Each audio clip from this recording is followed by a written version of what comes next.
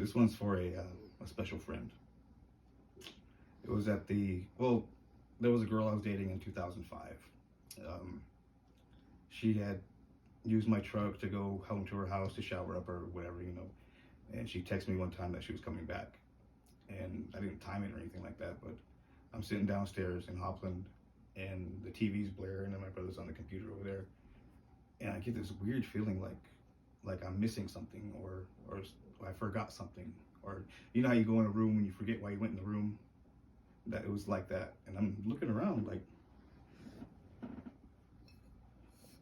it's like something's amiss. So I get up, I look in my pockets, and I go outside, and she was back, and then that feeling went away. So I don't know what that was. I don't know. And I looked at my brother and how the hell did I know she was back? It was just really weird. But turns out I was just a rebound guy, and we broke up a little bit later on, and it was actually St. Patrick's Day, about 2008, I think I want to say. And we went to the bar, and I see my friend standing there.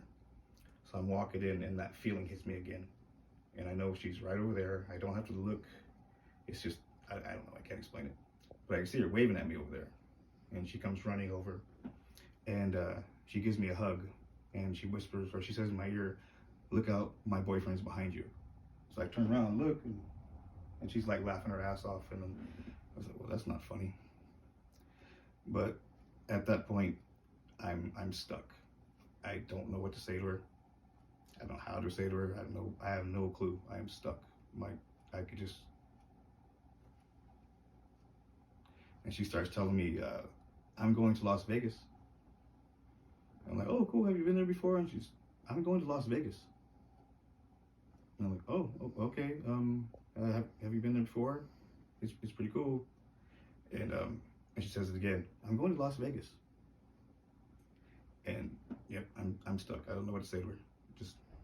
I don't know. So she walks off. She bumps me when she walks off, and she stands over there. And I'm looking. I'm like, I need some help. So I'm looking around. And at the bar there was this lady. She was blonde haired. I can't remember her face though. She had blue and gray striped sweater with these light blue pants that didn't go all the way down to her ankle, with white socks and white shoes. She walks up and she says, do you know her? Talking about the girl I was just talking to. I go, yeah. I said, she's nice, right? I said, yeah, she's pretty cool. And she said, you wouldn't screw her over or anything like that, would you? I said, no, I wouldn't dream of it. So she says, well, go get her then. So she grabs me and turns me and starts to push me in the back towards her.